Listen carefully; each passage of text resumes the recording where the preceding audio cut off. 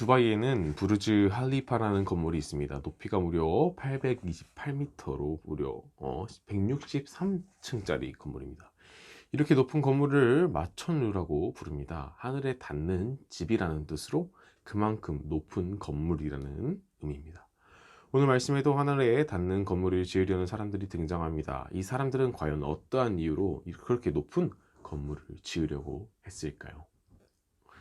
하나님께서 세상을 창조하실 때 가장 마지막으로 하나님의 형상대로 사람을 창조하셨습니다. 그러나 사람들은 하나님의 말씀에 순종하지 않았고 하나님의 이름이 아닌 자신들의 이름이 높아지고 유명해지기를 원했습니다.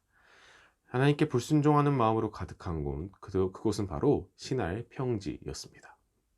사람들은 자신들이 유명해지고 높아지고 싶었습니다. 그리고 자신들의 이름을 높이기 위해 탑을 쌓기 시작했습니다.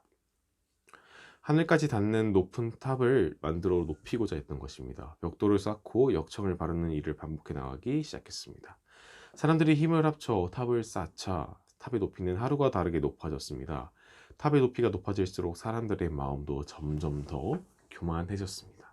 심지어 하나님도 흔들 수 없을 만큼 튼튼하다고 자부하기까지 했습니다.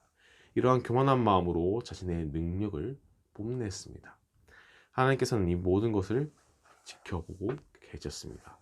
또한 하나님께서는 탑을 쌓는 사람들의 마음을 꿰뚫어 보셨습니다. 그들의 마음에는 하나님께 대한 경외나 감사, 순종은 찾아볼 수 없었습니다.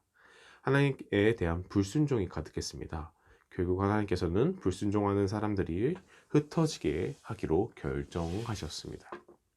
그 방법으로 하나님께서는 함께 모여 일하던 사람들의 언어를 뒤죽박죽으로 섞으셨습니다. 서로 말이 통하지 않게 되자 탑 쌓는 일에 큰 문제가 생겼습니다. 누군가는 벽돌이 모자르니 벽돌을 더 가지고 오라고 해도 알아듣지 못하고 엉뚱한 물건을 가져다 주기 시작했습니다. 서로 말이 통하지 않자 함께 이렇게 탑을 쌓는 일이 어려워지기 시작했습니다. 결국 사람들은 탑 쌓기를 포기하고 뿔뿔이 흩어지고 말았습니다. 이후 사람들이 쌓다만 탑은 혼잡하게 하다 라는 뜻으로 바벨이라고 불렸습니다. 오늘 우리에게 세계 최초의 고층 건물인 바벨탑의 이야기를 한번 들어봤습니다. 높은 건물을 짓는 행위 자체가 죄는 아닙니다.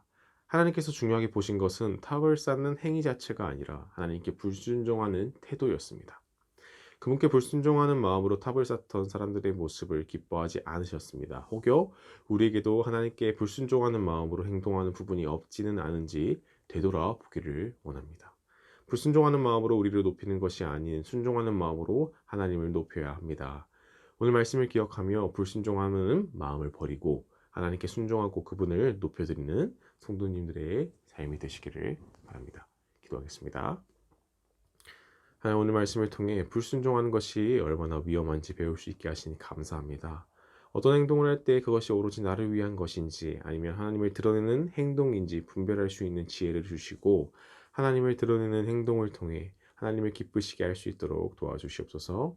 순종하는 삶을 살아갈 수 있도록 도와주시옵소서. 예수님의 이름으로 기도드립니다. 아멘.